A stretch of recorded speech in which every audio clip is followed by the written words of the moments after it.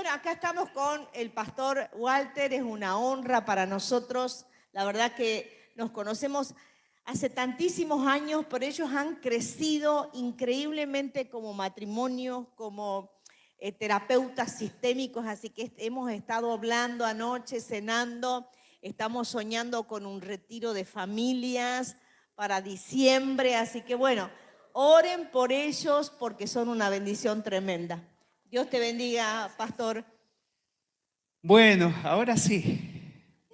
Buenos días. Bueno, gracias a la traductora que está allá ayudándonos atrás, que no te animaste a pasar, pero la próxima vez sí, ¿ok? Así que yo lo hago, me gustan los idiomas, pero sé que hay otros también que pueden hacerlo mejor. Hace un tiempo atrás, gracias, hace un tiempo atrás, eh, estoy tratando de poder hilar una idea. Uno no planea cuándo va a vivir un momento de dolor. Uno no planea los tiempos de sufrimiento. De lo contrario sería un sadomasoquista o sería una cosa de martirizarse a propósito e infligirse dolor. Uno no planea cuándo te va a llegar el dolor. Y cuando llega, parece que tiene un potencial para afectarnos y para sacudirnos, a veces para quebrarnos, a veces para derribarnos y a veces también para destruirnos en el proceso. Y uno se esfuerza y se enfoca y se quiere, y a veces nos queremos animar a estar un poco más preparado para cuando el dolor llega a tu puerta, cuando el dolor golpea a tu puerta, o cuando el dolor irrumpe en tu vida, rompe la puerta y entra y tiene la capacidad y tiene el potencial para hacer estragos. A veces uno piensa, dice, bueno, las cosas malas solo le pasan a la gente mala. Pero ¿qué pasa cuando el dolor viene aún sabiendo que estás haciendo bien, que estás en lo correcto, que estás caminando de la manera y haciendo las cosas a la manera que quiere el Señor? ¿Qué pasa cuando aún haciendo todo lo correcto, todo lo bueno, todo lo que uno se planificó, el dolor viene e irrumpe en tu vida y se abre paso en medio de una situación que te choquea? Hace un tiempo atrás nos tocó atravesar, nos está tocando atravesar un momento así, complejo, difícil, duro. Entonces, a mí me pasa que yo necesito para cada etapa, para cada proceso, para cada situación, yo necesito escuchar al Señor. Necesito ver qué tiene la palabra para decirme, para advertirme, para prepararme, para prevenirme, cómo enfrentar una situación. Porque la verdad que en medio de la carrera, de la profesión, de las técnicas, de los métodos, de los libros, de las teorías, de todo el conocimiento que uno incorpora, cuando llega el momento trágico o doloroso, parece que uno pierde todas esas herramientas. Y uno dice, ¿qué pasó con todo lo que había leído? Y quiero buscar al Señor. Y digo, Señor, ¿qué tendrás para decirme a través de esta situación? Señor, ¿qué querés hablarme? ¿Con qué querés trabajar? ¿Qué dice tu palabra? ¿Cómo debería pararme frente a este hecho que para mí es injusto? Que para mí yo no esperaba que esto ocurriera. Entonces, te quiero compartir este proceso y esta enseñanza la voy a llamar cuando el dolor golpea a tu puerta. Entonces,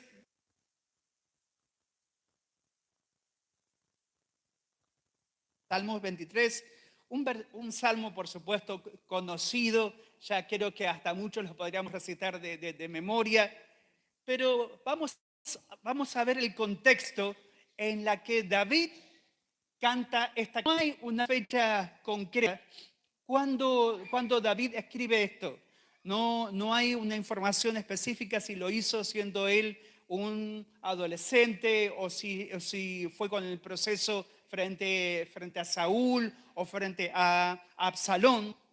Pero lo que sí vemos, que el dolor, la tragedia, la persecución, los momentos difíciles y complejos atravesaron el corazón de David no una vez, sino que muchas veces, comenzando por la historia de la cual él venía, por ese tipo de paternidad y de maternidad de la cual él era un resultado de esto, el maltrato de los hermanos, una situación compleja, trabajando desde muy temprana edad.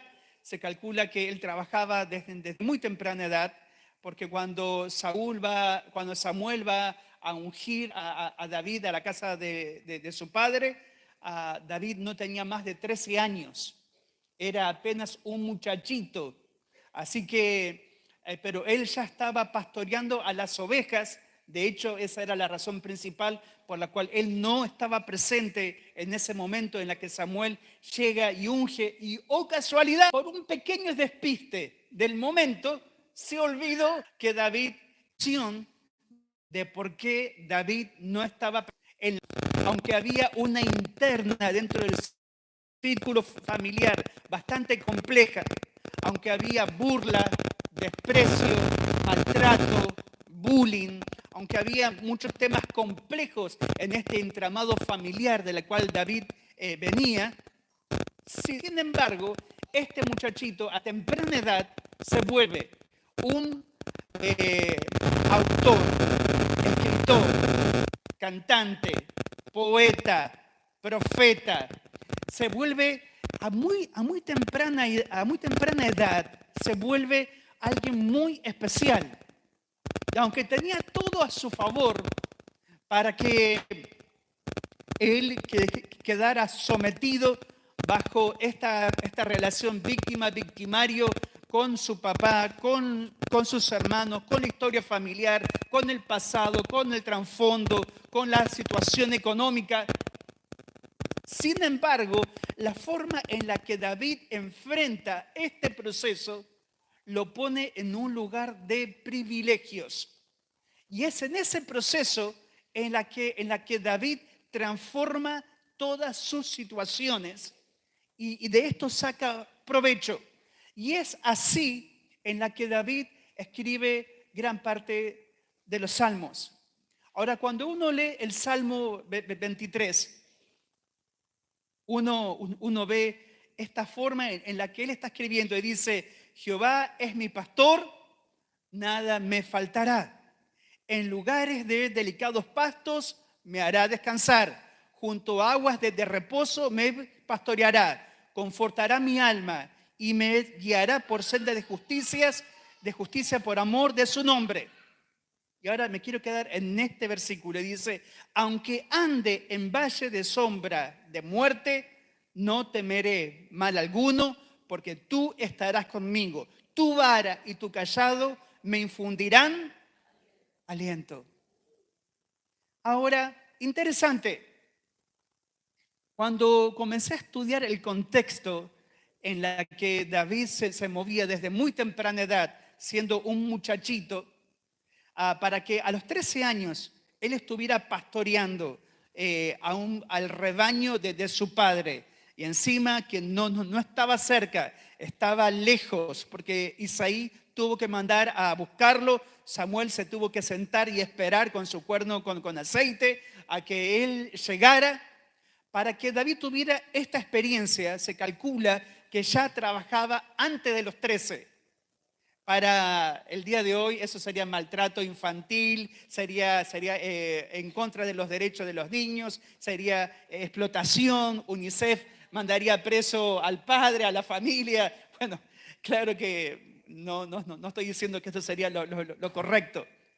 Ahora, frente a este hecho en particular, dice que los pastores tenían que conocer muy bien, los pastores de ovejas, los tiempos, las temporadas, los climas, las condiciones de la geografía de cada lugar. Y convengamos que David era de Belén, y Belén está en lo que hoy es la Palestina. Y Palestina es un lugar, como lo es Israel, netamente desértico. Entonces, para que un pastor pudiera llevar a sus ovejas a encontrar buen pasto, no era una tarea improvisada, era una tarea bien compleja. Dice que el pastor primero tenía que ir a observar el terreno, los lugares, la tierra. Pero cuando vos estás frente a un lugar desértico y todo es marrón, y hay puras montañas, y hay puros cardos, y hay puros cactus, parece que el color es todo igual, es todo marrón. Entonces, ¿dónde vas a encontrar un poquito de verde? Pero ¿sabes qué? El buen pastor conoce el terreno de tal manera que hay como una gramilla que tiene el nutriente suficiente y que tiene las proteínas necesarias para alimentar a una oveja. Y eso no se ve porque es gris. Pero sin embargo, el pastor conoce bien el terreno. Ahora, cuando llega la época de invierno, frío o nieve, o en la montaña o en lugares remotos, las ovejas tienen que estar guardadas en un corral para cuidarlas, para protegerlas. Pero cuando termina de manera inmediata el invierno, donde las ovejas son guardadas, el pastor las lleva a las ovejas durante un viaje largo, una vez que la nieve se derrite, una vez que pasa ese frío intenso, o las tormentas, o el granizo. Dice que el pastor las lleva durante un tiempo largo a buscar el mejor pasto. Ahora, de tal manera que este viaje puede tomar un tiempo largo. Ahora imagínate caminar en medio del calor, en medio del sol, en medio de la noche, pastoreando a las ovejas. Por eso que en primera de Samuel 16, primera de Samuel 17, cuando David se presenta delante de Saúl y él escucha lo que estaba ocurriendo con este filisteo, y él dice, rey, dice, cuando yo pastoreaba las ovejas de mi padre y de repente aparecía un oso o un león y se atrevía a robarse una de mis ovejas, dice, yo salía y las arrancaba de su boca. Pero si estos volvían a atacarme, dice, yo los mataba con mis propias manos. Dice, sacaba de la boca del oso o del león las ovejas, y si era necesario los mataba con mis propias manos.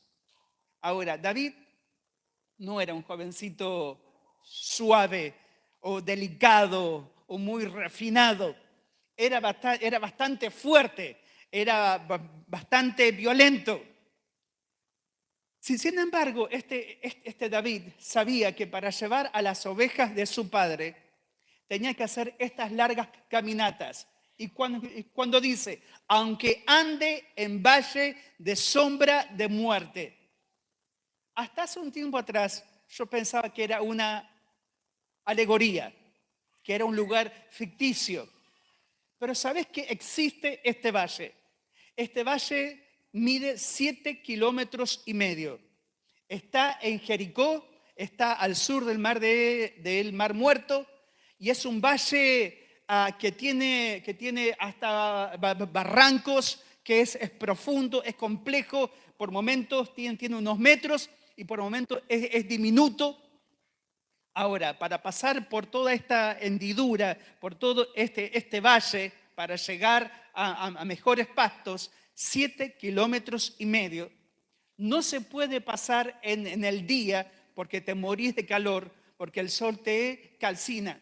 Así que el pastor tenía que, por lo menos cualquier pastor de oveja sabía que para poder llevar a las ovejas tenían que pasar por lo menos una vez al año por ese valle. Y ese valle era amplio por momentos, diminuto por otros, había un barranco al costado, era muy peligroso. Y los pastores sabían que para pasar solo lo podían hacer o a la mañana o al atardecer.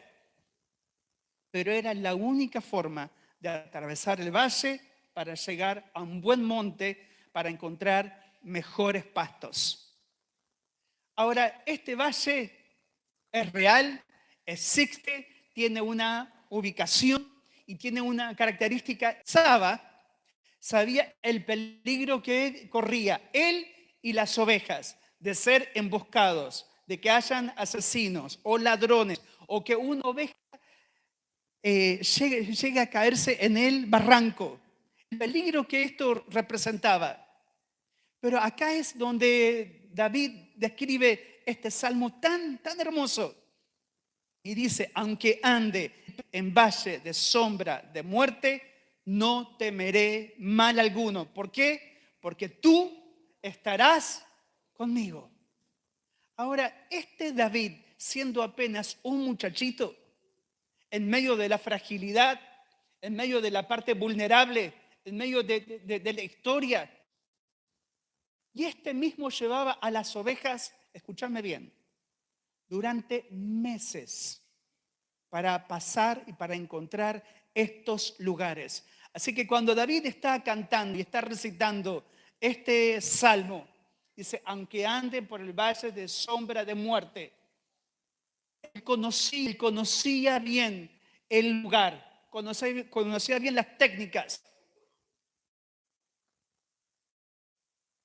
Nosotros, cuando uno sueña, cuando uno ve a esas montañas donde uno quiera llegar, a ese momento, como por ejemplo ahora la pastora Marta haciendo el trekking, subiendo a las montañas, que se está volviendo una experta, sí o sí, por un valle, actitud, desde una aptitud, desde una aptitud, desde una motivación. Y este David sabía que había valles que los podía pasar de día y que eran más fáciles, pero hay valles que solo lo podrás pasar de noche.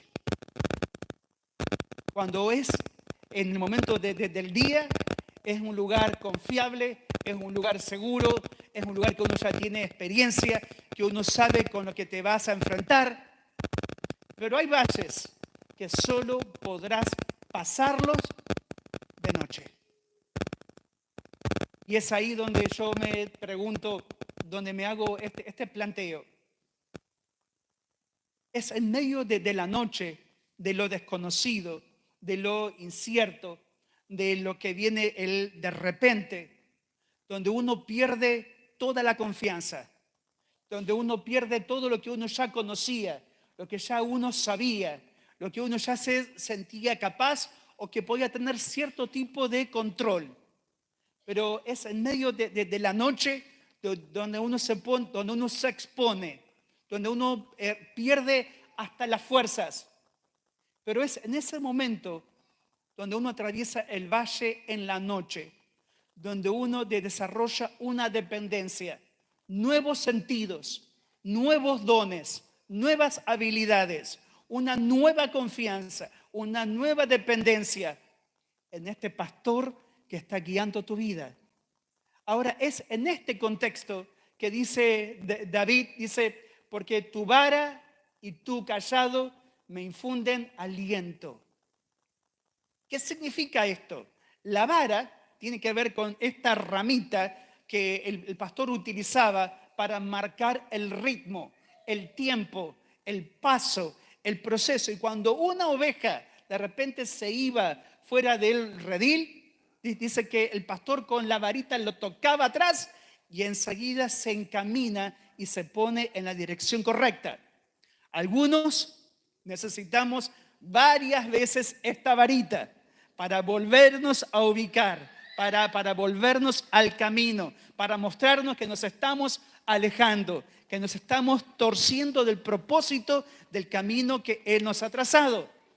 Y la varita, pudiéramos hablar mucho de esto, pero tiene que ver con la disciplina, tiene que ver con el límite, con la corrección, tiene que ver con ese Dios presente, comprometido, ahí con nosotros, para volvernos amorosamente a ubicar. Quiero que a nadie nos gusta la varita, a nadie nos gusta cuando nos disciplinan, cuando nos confrontan, cuando nos exhortan, cuando nos enfrentan con una situación. Dice, para. Vamos a ubicarnos, vamos a ponernos en tiempo y espacio, vamos a volvernos al camino correcto. La varita es una herramienta necesaria para el pastoreo. De lo contrario, las ovejas naturalmente, lamento decirte, son torpes, son tercas, son cabezonas, no siguen una dirección a menos que el pastor las entrene bien. Así que quiero decirte que para vos y para mí hay esperanza. Quizás entramos en esa categoría o un poquito más complicado, pero ahora no te quiero arruinar el domingo. Ahora, la varita está asignada para que traiga dirección, para que traiga propósito, para que oriente, para que dé rumbo, para que te ubique otra vez en el proceso. Pero ¿y el cayado? ¿Para qué sirve? Y acá es donde me encanta ver, cuando estaba en Inglaterra y estábamos viviendo ahí, me acuerdo que estábamos trabajando con una iglesia anglicana y de repente, y yo tenía que predicar esa mañana. Así que él entra con todo su uniforme, con todos sus colores, con todos sus collares, con su gorro y con su cayado emblemático de la iglesia anglicana. Y yo decía, ¿qué tenía que ver esto? Hasta que descubrí este simbolismo.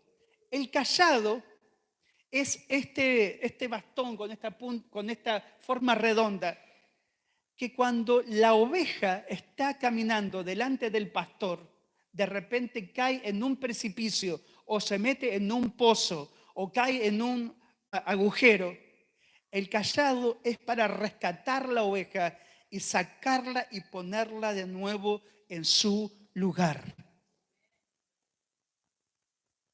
Esto habla de un pastor que rescata, de un pastor que saca del pozo, de un pastor que salva, de un pastor que da la vida por sus ovejas, de un pastor que defiende, que protege, que sale a guardar su elemento más precioso, como lo es la vida de su oveja.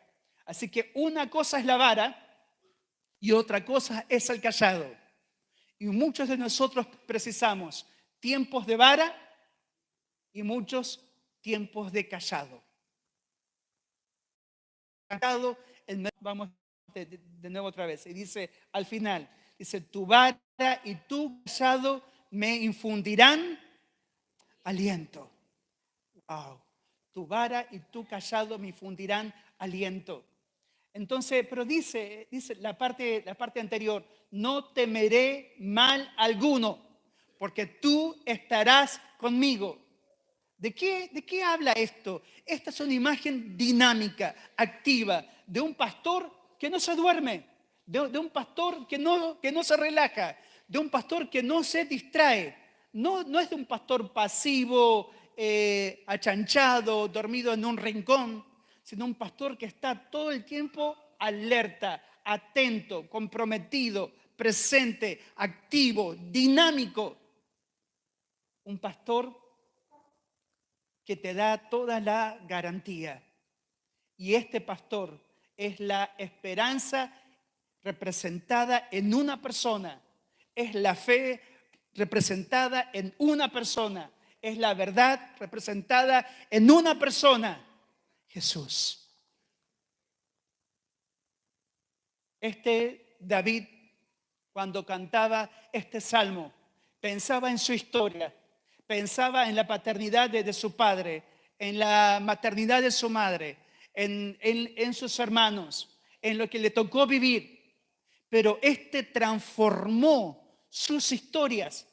Se podría haber quedado atrincherado en esta postura a su historia. Sin embargo, él corta con esta atadura, con esta parte simbiótica, él corta con este vínculo y él se levanta por encima de esta situación. Y para ir concluyendo, el dolor es inevitable. El dolor viene e irrumpe. El dolor se abre puerta y se hace presente. Pero el dolor no tiene la capacidad para transformar nada a menos que le entregues el poder y la autoridad para que dominen tu vida. El dolor es inevitable, pero el sufrimiento es opcional. El dolor es de lo más común, de lo más cotidiano, es más, es parte del ciclo de vida. Desde que estás en el vientre hasta que sos anciano y hasta que partís de esta tierra, es parte de una tarea asignada. Pero no tiene poder para hacer nada a menos que vos se lo entregues.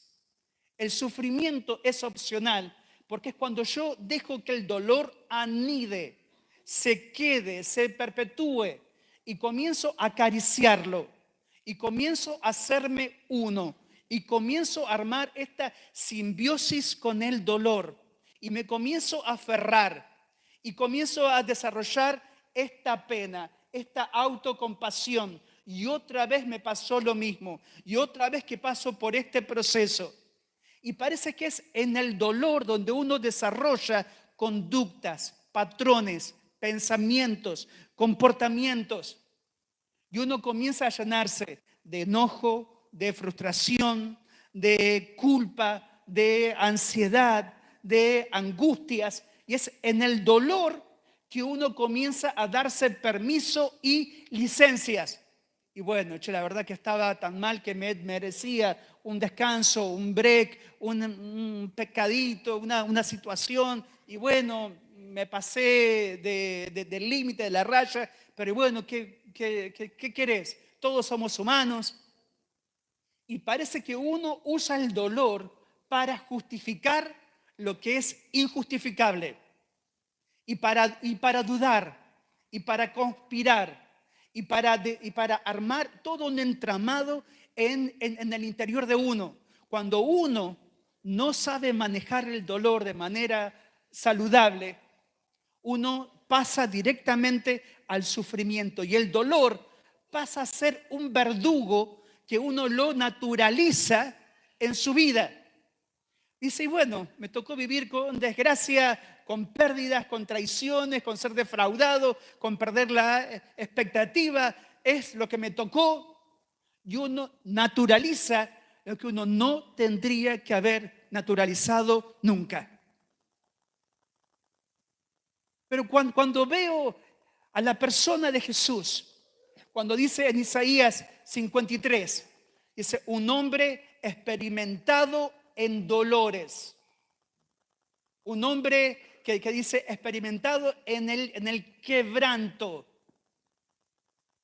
Cuando veo que parte de la humanidad y parte de esta hombría de Jesús fue que Él se volvió experto en el manejo del dolor.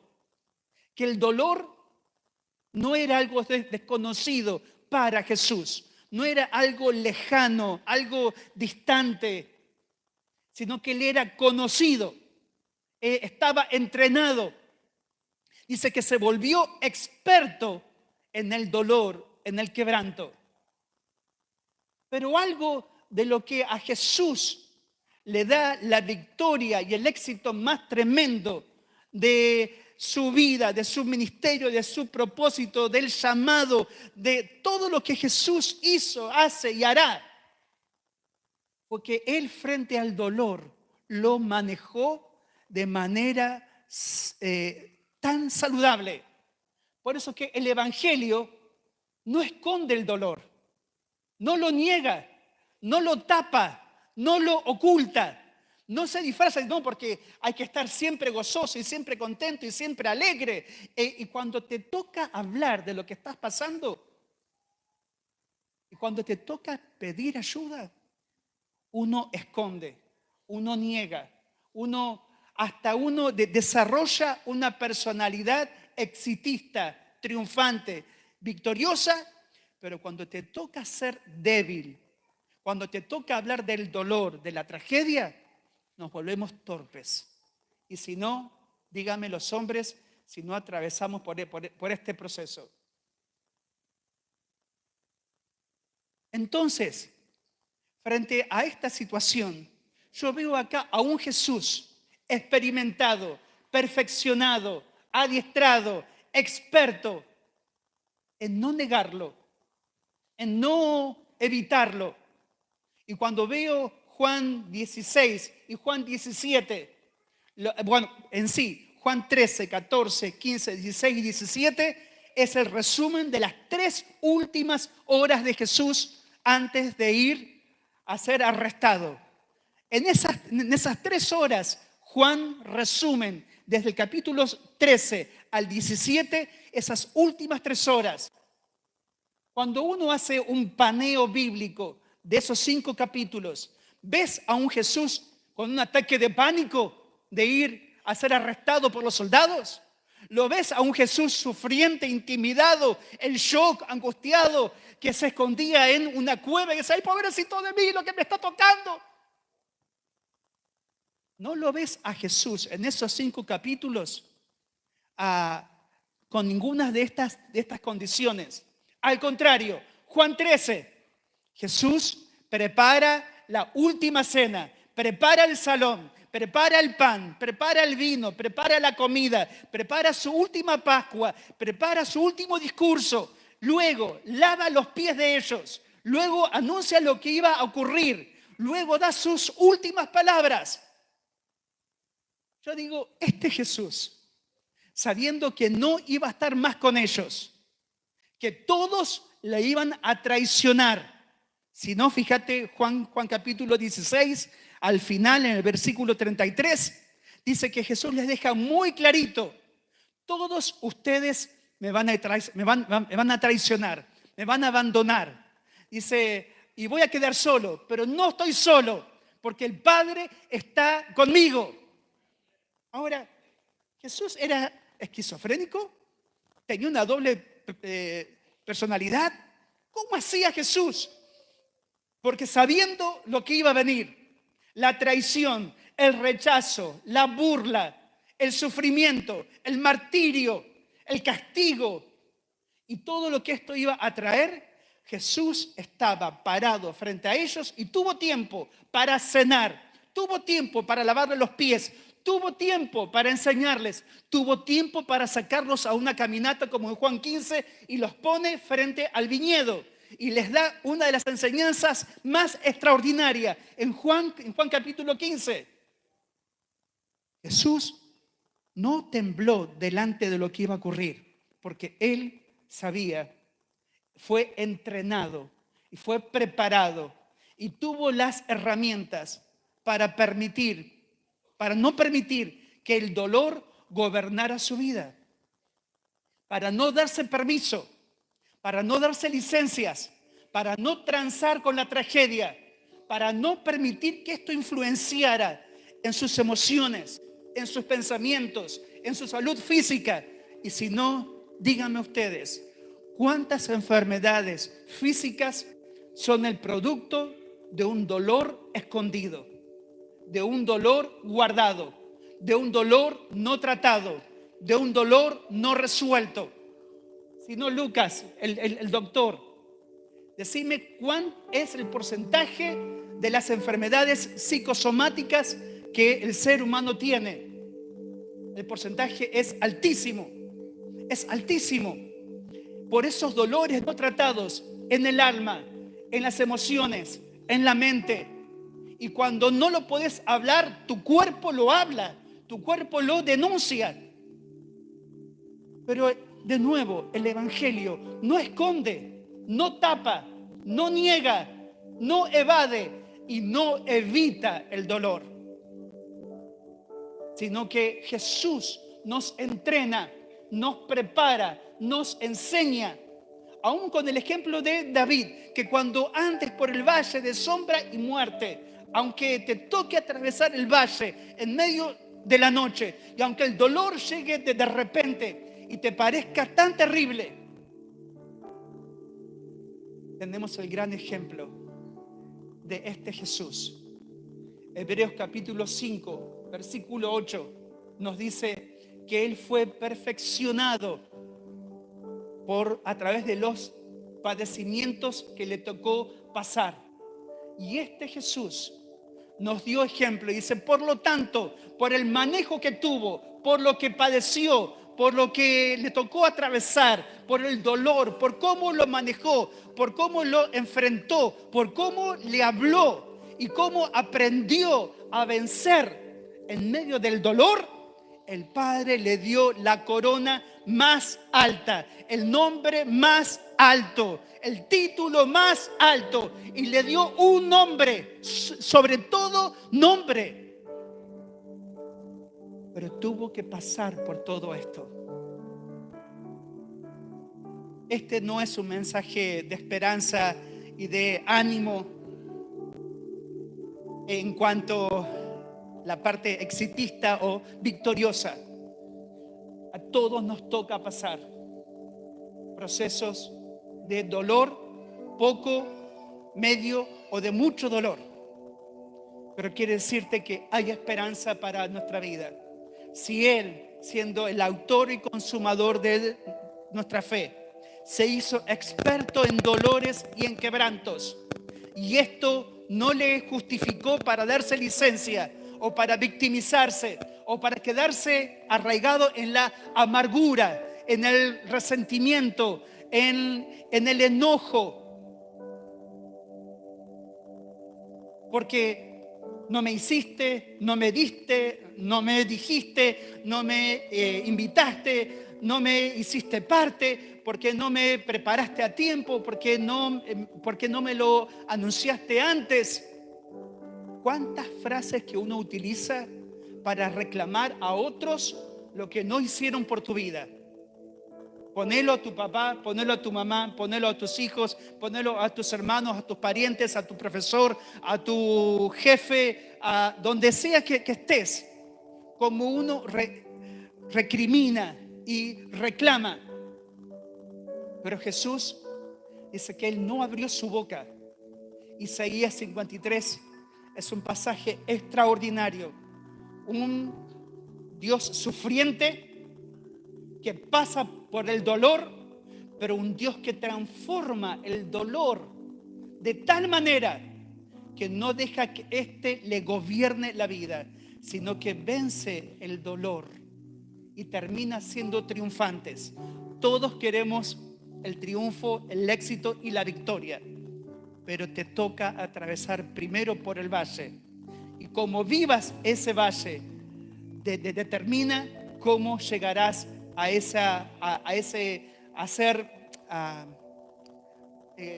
hacer cumbre, a llegar al tope máximo. Así que amigo, amiga, hermano, hermana, cuando veo a un David que escribe este salmo, cuando veo a un Jesús que pagó un precio tan alto y que no permitió y no se dio el lujo y no dejó que esto influenciara en su vida, sino que se levantó y pasó a otra dimensión y pasó a otro grado y tuvo esta tremenda oportunidad y este tremendo reconocimiento del Padre. ¿Quién soy yo para decirle no al dolor? ¿Quién soy yo para decir, esto a mí no me va a pasar? ¿Quién soy yo para no seguir a Jesús en su ejemplo? Tanto como hombres como mujeres tenemos en Jesús la tremenda esperanza. No nos tocó a nosotros derramar todavía sangre hasta un precio como el que Jesús pagó. Entonces tenemos esperanza, tenemos confianza, tenemos un sumo sacerdote, tenemos alguien que siente compasión, alguien que es empático, alguien que sabe lo que significa vivirla y sufrirla mejor que nadie. Alguien que cuando estás en el dolor no se burla, no se aleja, no está distante, sino alguien que en medio del dolor está cerca. Porque dice, yo estoy con los de corazón quebrantado y humildes. O sea, estoy con aquellos que tienen esta condición. Así que, hermano, ponete de pie. Vamos a orar.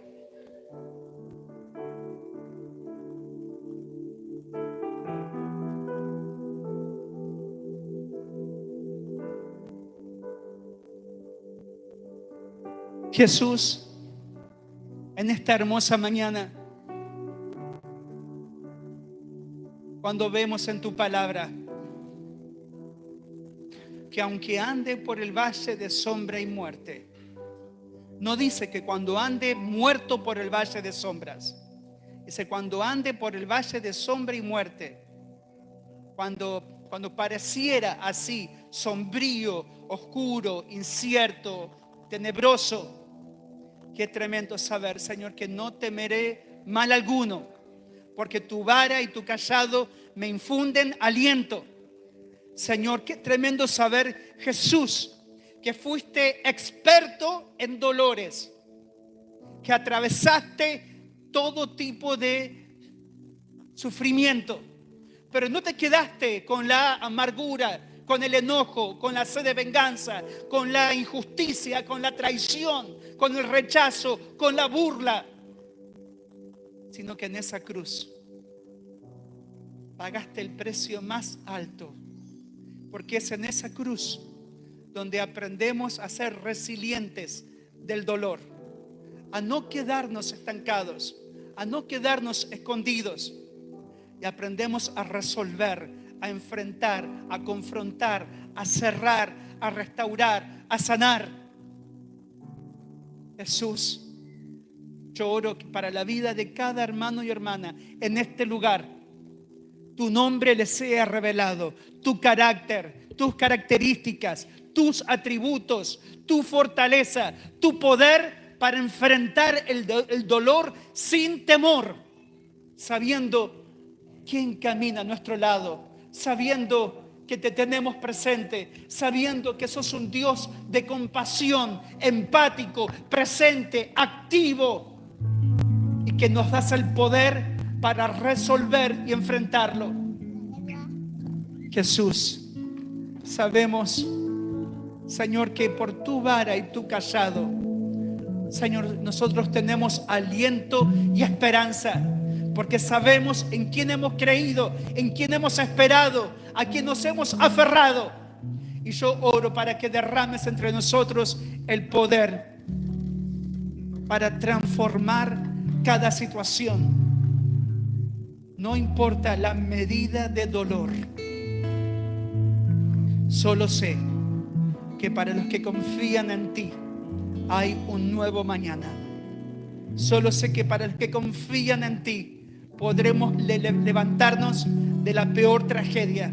Podremos levantarnos. ¿Nos tocará atravesarlos? Sí. ¿Nos tocará llorar? Sí. ¿Nos tocará recuperar la cordura? Sí. ¿Nos tocará pedir ayuda? Sí. Pero hay esperanza para esto. No centrada en nosotros, centrada en tu persona, Jesús.